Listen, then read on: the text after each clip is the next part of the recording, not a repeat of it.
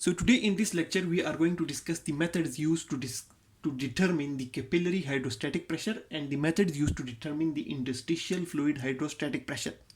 We are basically discussing the microcirculation and lymphatic system, and so far we have discussed the properties, the structure of the microcirculation, the structure of the capillary wall, and the properties and the factors that determine the diffusion across the capillary wall and from the interstitium into the capillary and from the capillary into the interstitium.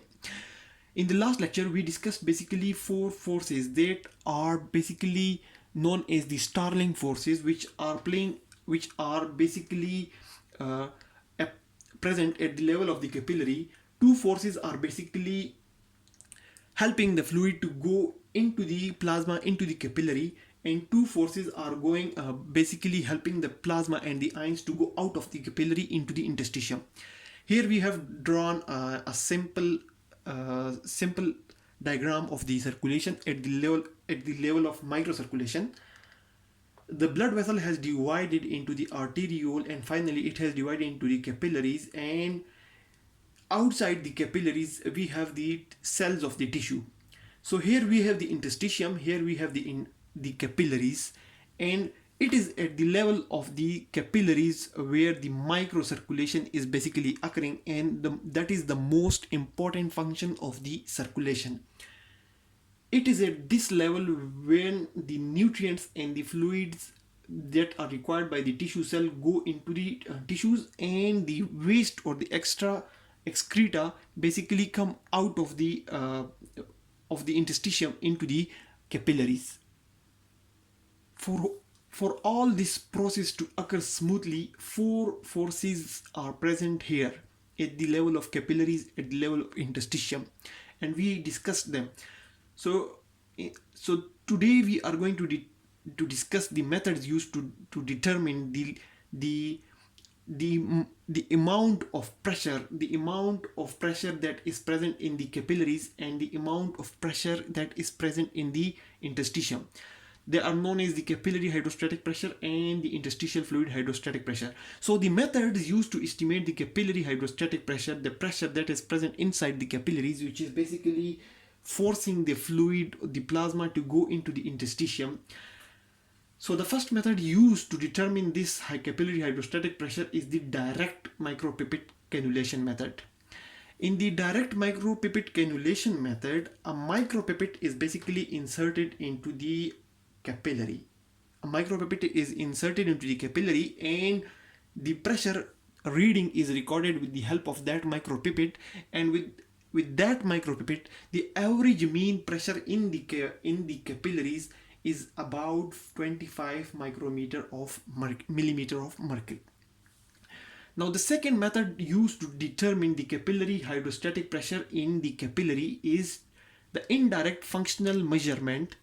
And in the indirect functional measurement we use the isogravimetric balance and the isogravimetric method for measuring the capillary hydrostatic pressure.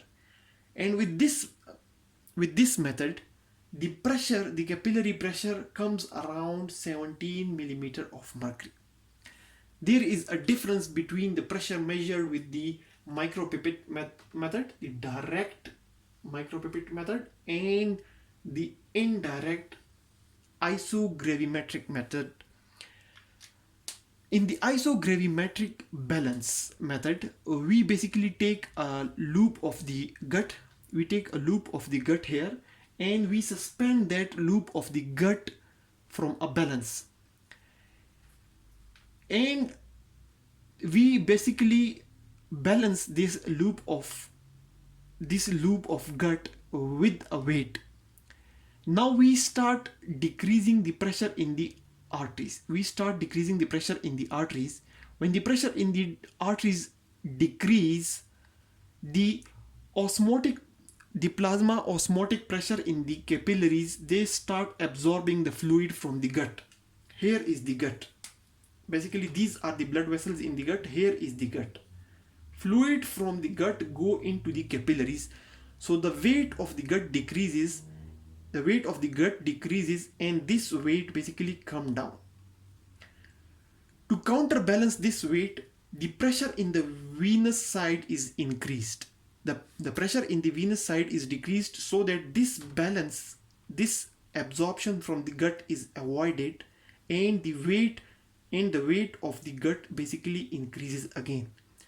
So when the pressure in the arterial side, in the arteriole, is decreased, absorption from the gut is increased, and the weight of the gut decreases. To counterbalance, the venous pressure is increased, and the weight of the gut is maintained at a balanced level. Now this thing is shown with the help of a diagram. The pressure in the arteriole is basically decreased, and the pressure in the venous side is basically increased, but the main purpose is to maintain the balance on two sides of this isogravimetric balance. So the point at which the pressure at which this balance is maintained, it comes around 17 mm of mercury. This 17 mm of mercury is a little bit lower than the pressure measured with the direct micropipette cannulation. There are a lot of explanation for this thing, but one explanation is that the micropipette cannulation method basically measure the pressure on the arterial side of the capillaries where the pressure is high. So that's why it may be due to this reason that the pressure measured with micropipette method is a little bit higher as compared to the pressure measured with the indirect functional measurement method or the isogravimetric method.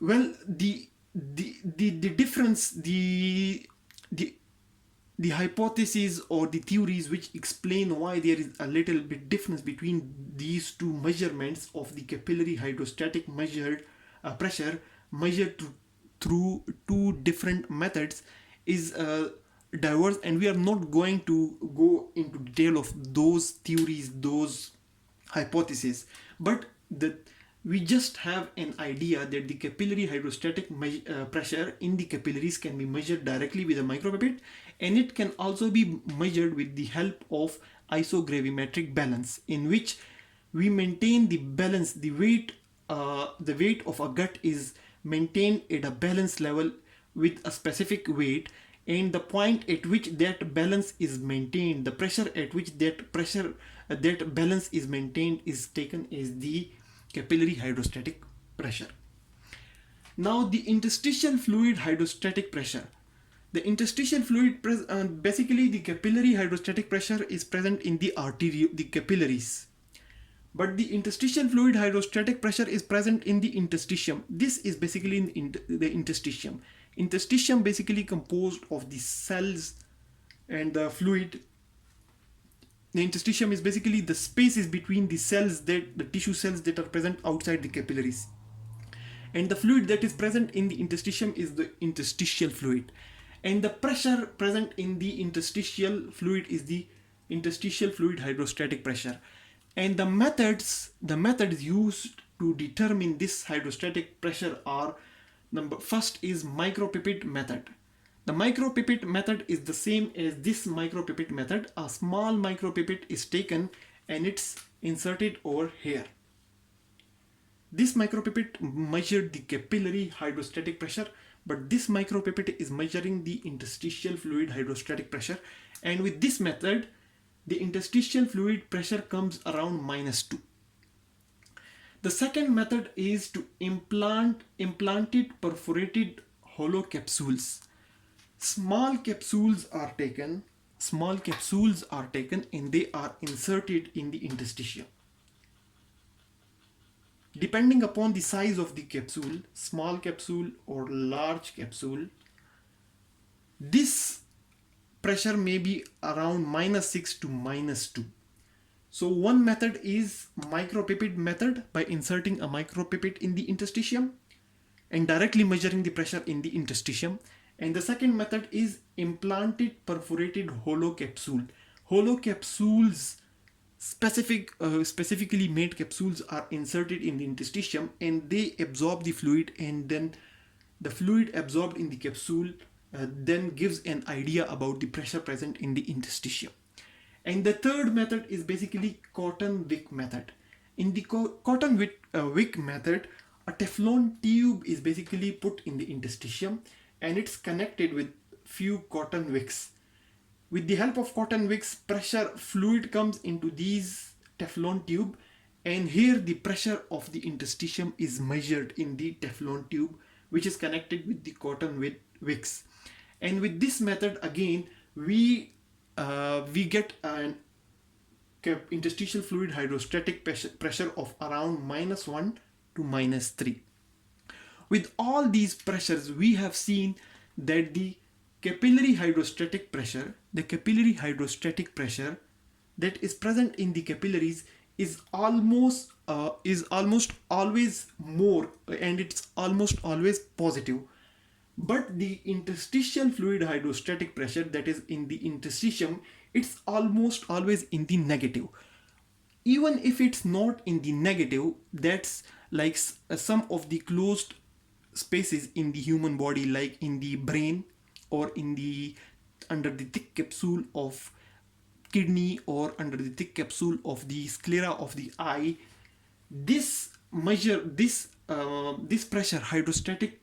interstitial fluid hydrostatic pressure, may not be -2, it may be somewhere around +6 or +8, but still that will be low as compared to the capillary hydrostatic pressure. So the concept is that the fluid pressure in the capillaries is always more than the pressure in the interstitial fluid. The capillary hydrostatic pressure is almost positive, almost always more than the pressure in the interstitial fluid, and that helps in the movement of fluid from the capillary into the interstitium. So that's all about the methods used to measure the capillary hydrostatic pressure and the interstitial fluid hydrostatic pressure. To summarize, the capillary hydrostatic pressure can be measured directly with the help of a micropipette, which is inserted in the capillary, and it can also be measured indirectly with the isogravimetric method, in which an isogravimetric balance is used and a gut is taken, in which the pressure on the arterial and venous side is increased in such a way that the weight of the gut is maintained balanced as compared to a weight, and the point at which the balance is maintained is taken and is plotted, and it is considered as the capillary hydrostatic pressure. And the methods used to measure the interstitial fluid hydrostatic pressure are the micropipette method, in which a micropipette is inserted in the interstitium, or the second method is implanted perforated hollow capsule, in which the small capsules are implanted in the interstitium, and with the help of these specifically designed capsules, the interstitial hydrostatic pressure can be determined. And the third method is cotton wick method, in which a Teflon tube is inserted in the interstitium, which is connected with the cotton wicks, and which basically measure the interstitial fluid hydrostatic pressure. So that's all about the methods used to determine the hydrostatic pressure. Thanks a lot for watching the video.